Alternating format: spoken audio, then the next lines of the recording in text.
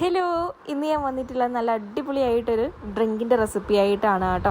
നല്ല കൊഴുത്ത നല്ല ടേസ്റ്റി ആയിട്ടുള്ളൊരു ഡ്രിങ്കാണ്. അപ്പോൾ ഈ വീഡിയോ കണ്ടിട്ട് ഇഷ്ടമാവുകയാണെങ്കിൽ ഒന്ന് ലൈക്ക് ചെയ്യും, ഷെയർ ചെയ്യും. സബ്സ്ക്രൈബ് ചെയ്യാതെ കാണുന്നവർ ഒന്ന് സബ്സ്ക്രൈബ് ചെയ്ത് കൂടെയുള്ള ബെല്ലൈക്കണും കൂടി ഒന്ന് പ്രസ് ചെയ്തും സപ്പോർട്ട് ചെയ്തേക്കണേ.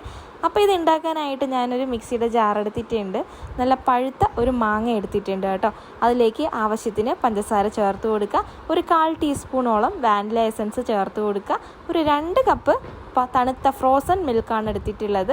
അപ്പോൾ അതിൻ്റെ കൂടെ തന്നെ ഞാൻ കുറച്ചധികം ഐസ്ക്രീം, വാനില ഐസ്ക്രീം കൂടി ചേർത്ത് കൊടുക്കുന്നുണ്ട്.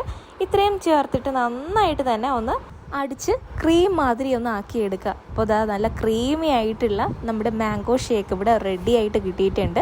അപ്പോൾ ഏത് ഗ്ലാസ്സിലാണോ സെർവ് ചെയ്യുന്നത് ആ ഗ്ലാസ് എടുക്കുക. അതിലേക്കൊരു ചെറിയ ഡിസൈൻ കൊടുക്കാനായിട്ട് ഞാനൊരു ഫോർക്ക് എടുത്തിട്ടുണ്ട്. ആ ഫോർക്ക് നമ്മുടെ മിൽക്ക് മെയ്ഡിലൊന്നും മുക്കിയതിന് ശേഷം ഗ്ലാസ്സിലേക്ക് ഇതുപോലെ ഒന്ന് ചുറ്റിച്ചൊഴിക്കുക. നമ്മൾ വേറെ ഒന്നും ചെയ്യേണ്ട, ചുമ്മാതെ ഒന്ന് ഇങ്ങനെ ചുറ്റിച്ചു കൊടുത്താൽ മാത്രം മതി. അത് സ്വന്തമായിട്ട് തന്നെ ഒരു ഡിസൈനായിട്ട് മാറും. ആ ഡിസൈൻ കാണാൻ ഒരു പ്രത്യേക ഭംഗിയാണ് കേട്ടോ.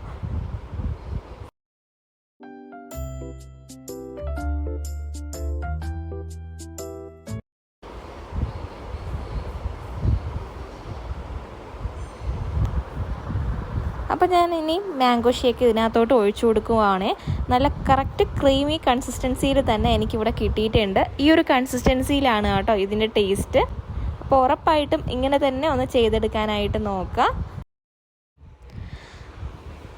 അപ്പം നല്ല ടേസ്റ്റി ആയിട്ടുള്ള നമ്മുടെ മാംഗോ ഷേക്ക് ഇവിടെ റെഡി ആയിട്ടുണ്ട്.